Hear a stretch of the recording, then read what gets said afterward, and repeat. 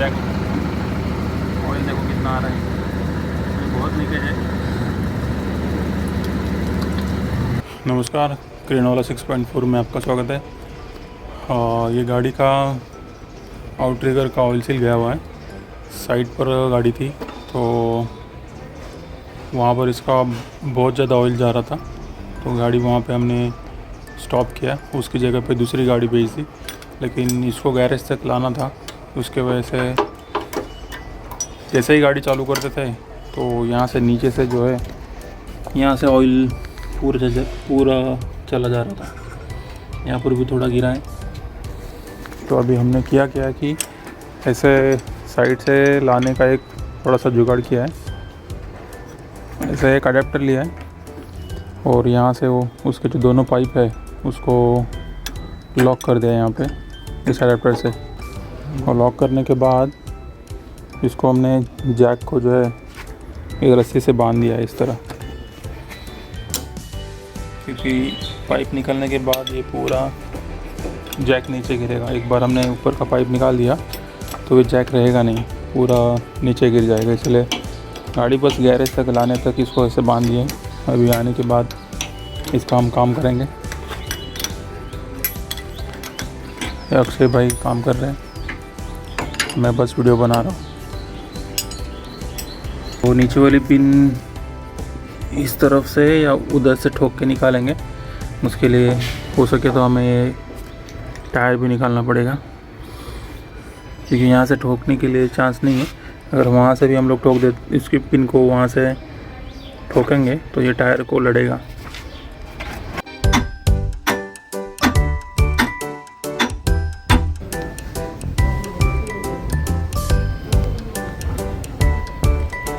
आधा पिन बाहर आ चुका है, आधा बाकी है। ये नीचे वाला निकलने के बाद ये ऊपर वाला जो पिन है, पाइप निकाल के इसको निकालेंगे और आउटरिगर जो है यहाँ से ऊपर निकाल देंगे।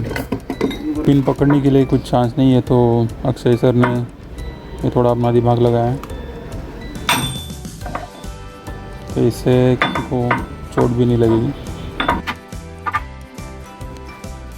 तो यहाँ पे सपोर्ट लगाने से हमें ये टायर निकालना नहीं पड़ा।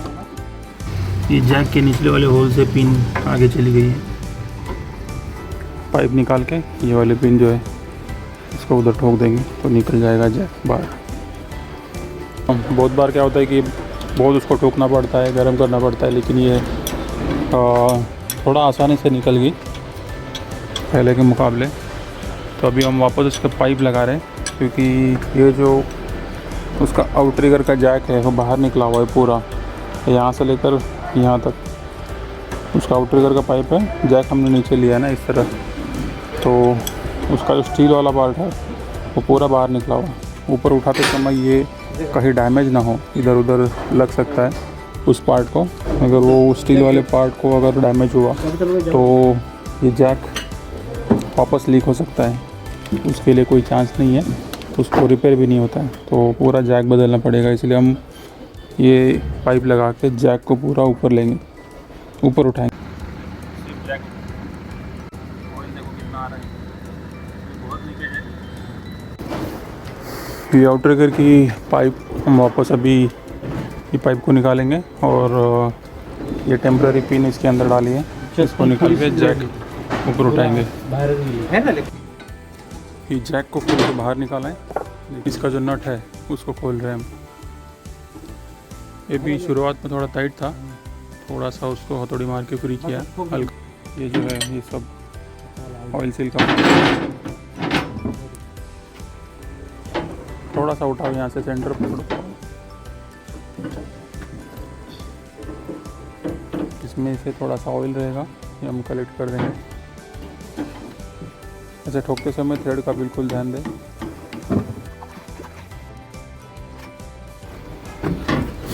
ये अंदर का पिस्टन है, बहुत अभी भी पूरा पे इसका खोल दिया है, ऊपर से पाइप खोल दिए और यहाँ से ये एक ग्लैंड बोलते हैं इसको, ग्लैंड निकल चुका है। फिर भी ये खींचने पे नहीं आ रही है बाहर। जोर से लगाने के बाद वापस इसको अंदर ले रही है। अंदर उसको पकड़ के रखा है। तो क्यों पकड़ा है मैं बता देता हूँ। यहाँ पे इसका एक वॉल रहता है, कंट्रोल वॉल रहता है, ये दोनों तरफ रहेगा, इस तरफ और इस तरफ। तो ये इसको पकड़ के रखता है, दोनों में से एक कंट्रोल वॉल निकाल के खींच के देखेंगे। अगर इन और आउट ऐसे 2 कंट्रोल वॉल रहते हैं, ताकि ये सेफ्टी का फीचर है। अगर समझो कि कोई लोड गाड़ी जैक ट्रिगर पे खड़ी है और अचानक से इसका अगर ऊपर से पाइप फट गया तो कोई एक्सीडेंट ना हो, इसलिए वो कंट्रोल वॉल दिए रहे।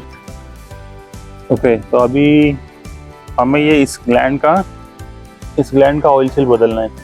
ये इसके जैसे मैंने बताया, इसके अंदर ये पार्ट के अंदर सब ऑयल सील और वाइपर सील है। तो उसको निकालने के लिए हमें ये पिस्टन निकालना पड़ेगा। पिस्टन के अंदर थ्रेड्स है, ऐसे थ्रेड के साथ लॉक होते हैं। और ये पिस्टन को लॉक करने के लिए यहाँ पर एक एलन की है, ये एलन की पहले निकाल के लेंगे। ये नीचे थ्रेड तक गया है एलन की, इसको ऐसे लॉक रहता है। बहुत सारे इससे बड़े वाले पिस्टन्स रहते हैं, जैसे कि एक्सटेंशन सिलेंडर और लिफ्टिंग सिलेंडर। वो सिलेंडर बहुत बड़े रहते हैं और उसके पिस्टन भी बहुत बड़े रहते हैं। तो बहुत बार क्या होता है कि यही जो लॉक है वो ऐसे नीचे दिया होता है, यहाँ पे ऑयल सील के नीचे होगा या ये वाइपर रिंग के नीचे होगा। तो वो ध्यान रखे कि ऊपर से हमें दिखाई नहीं देगा। तो वो वहाँ पे ध्यान दीजिएगा कि हर एक पिस्टन लॉक करने के लिए ऐसे एलन की रहेगा, वो कहीं ना कहीं रहेगा, उसको निकाले बिना ये घूमेगा नहीं।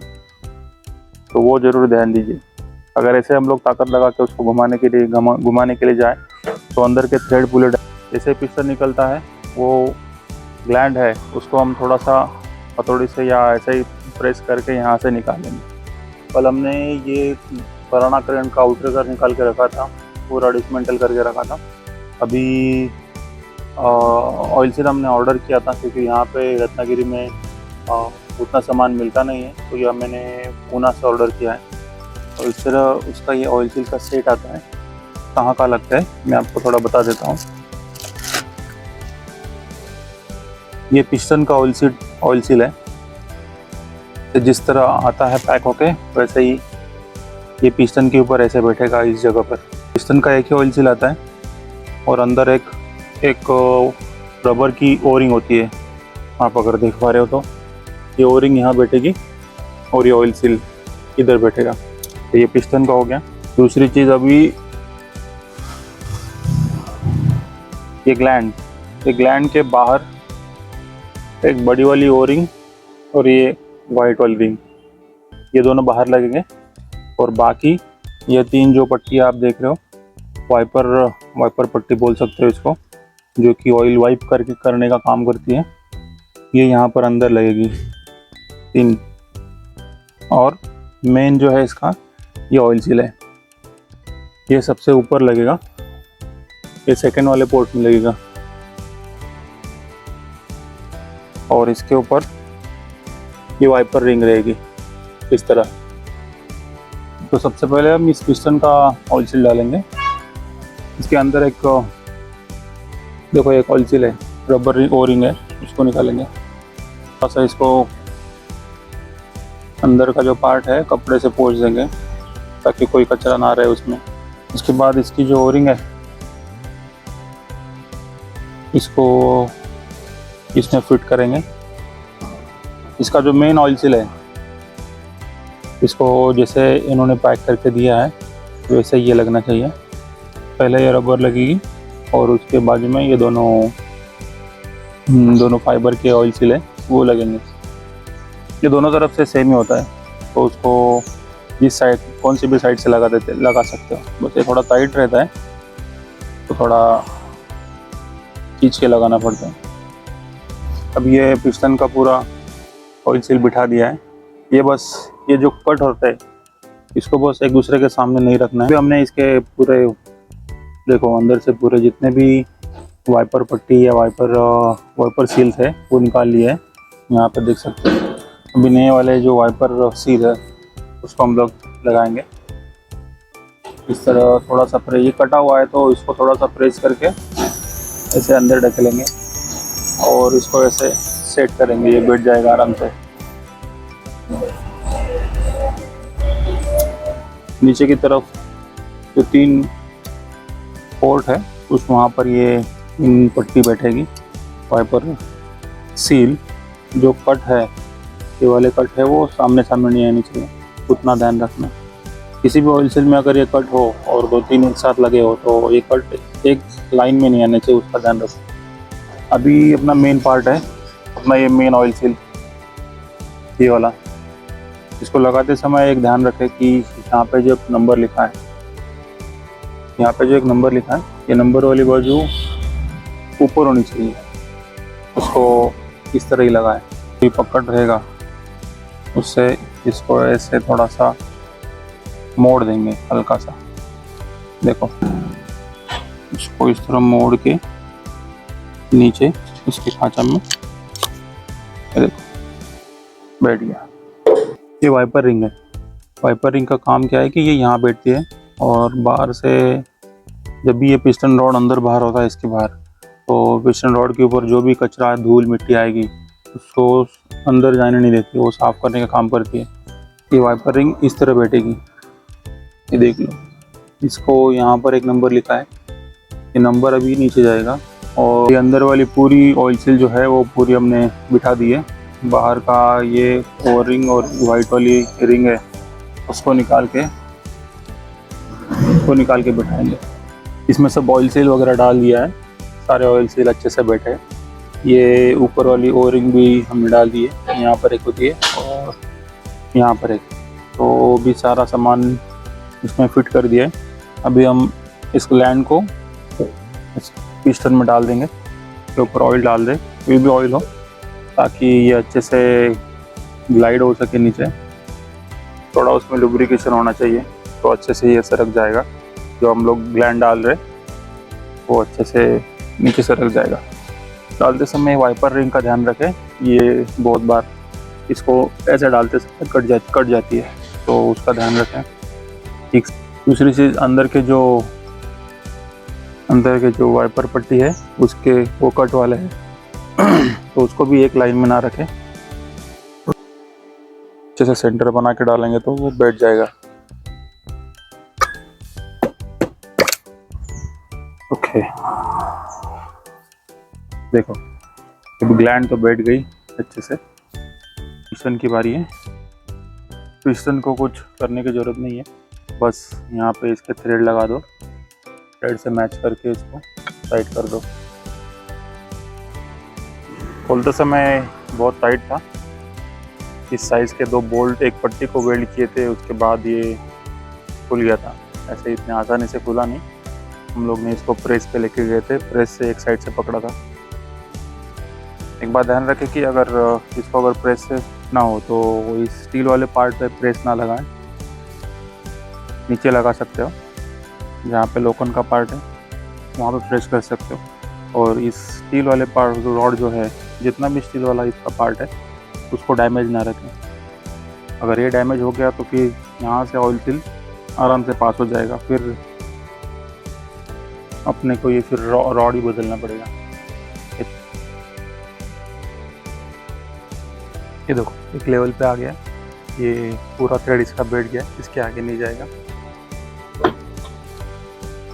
ये जैक का पूरा ऑयल सील जोड़ दिया है, अभी ये जैक पूरा असेंबल कर रहे हैं। पूरा इसको अभी इसमें डालेंगे और दोनों तरफ से पिन लगाएंगे। ये इसके वॉल जो है ये उठाने का काम चालू है, इसके अंदर रहते हैं वॉल।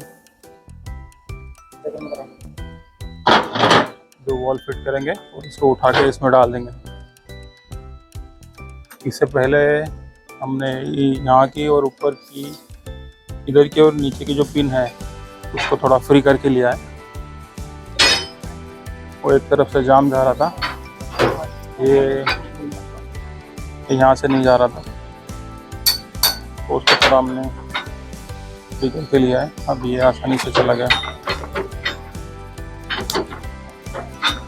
ये बाहर ही अगर फ्री करके लिए तो अच्छा रहेगा, क्योंकि निकालते समय इसको हथौड़ी से मार के निकालते तो इस तरफ का जो साइड है वो फूल जाती है, तो अंदर बैठते समय प्रॉब्लम करता है। तो पहले ही हमने इसको थोड़ा सा फ्री करके लिया है, ग्रीस लगाएंगे और इसके अंदर डाल देंगे और सारा फिटिंग जो है वो सब फिटिंग करेंगे। अभी हम इसके एलेंकी से टाइट कर देंगे, यहीं पर एलेंकी बैठेगी इसकी, तो ये अंदर वाले थ्रेड को लॉक करेगी ताकि अंदर ऑपरेट करते समय ये घूम के स्लिप ना हो जाए। पहली बार हमें भी बहुत मुश्किल लगा था, लेकिन आप जैसे जैसे कुछ चीज़ें खोलते जाओगे, खुद से करते जाओगे, इस तरह हमने इसको लॉक करके लिया है, जैक अंदर डाल दिया है, इसको यहाँ पे टॉप में डाल के लॉक किया है। अभी क्या करेंगे कि गाड़ी चालू रखेंगे 2 मिनट, इसमें पूरा ऑयल भर जाएगा। ऑयल भरने के बाद इसका जो आउटरिगर है, जैक है, उसको नीचे दबाएंगे और पहले नीचे वाली पिन डाल के लेंगे और इसके बाद इसका अलाइनमेंट करके ये भी पिन डाल देंगे।